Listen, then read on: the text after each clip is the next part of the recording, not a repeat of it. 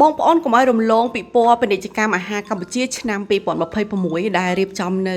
ទីក្រុងកោះពេជ្របងប្អូនអញ្ចឹងកុំភ្លេចទៅទស្សនាដោយសារតែនៅសល់មួយថ្ងៃនឹងទៀតទេដោយសារពិព័រណ៍នេះគឺធ្វើរយៈពេល3ថ្ងៃចាប់ពីថ្ងៃសុក្រដល់ថ្ងៃអាទិត្យហ្នឹងណាអញ្ចឹងនៅសល់មួយថ្ងៃទៀតបងប្អូនកុំភ្លេចទៅទិញហើយកុំភ័យថាអត់មានអីទិញបងប្អូនគឺមានស្តង់អាហារក៏ដូចជាផលិតផលផ្សេងរបស់ខ្មែរយើងនឹងរហូតដល់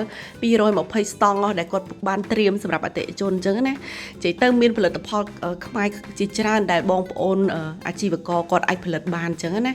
មានតាំងពីកាបូបដែលធ្វើពីស្បែកក្រពើមានអាហារមានប្រហិតមានអីច្រើនណាស់បងប្អូនអញ្ចឹងដើរអត់ទាន់បានប៉ុន្មានទេពួកខ្ញុំសុំសាកប្រហិតមួយសិននេះហើយប្រហិតសាច់គោនេះឆ្ងាញ់មែនតើជាផលិតផលរបស់ខ្មែរយើងហើយដាច់ណាបងប្អូនខ្ញុំមកដើរឃើញពីពណ៌ខ្មែរយើងពីមុនមកដែលមានមនុស្សចូលរួមច្រើនយ៉ាងនឹងប្រជាជនយើងគឺចាប់ផ្ដើមចូលរួមគ្រប់គ្រងផលិតផលខ្មែរយើងច្រើនមែនតើ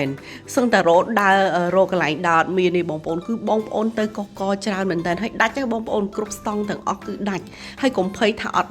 មានផលិតផលទិញត្រៀមទៅលុយឲ្យច្រើនទៅបងប្អូនហើយខ្ញុំអត់សូវបានថតទេដោយសារតែមនុស្សច្រើនខ្ញុំមានកូនទូចផងអញ្ចឹងទៅ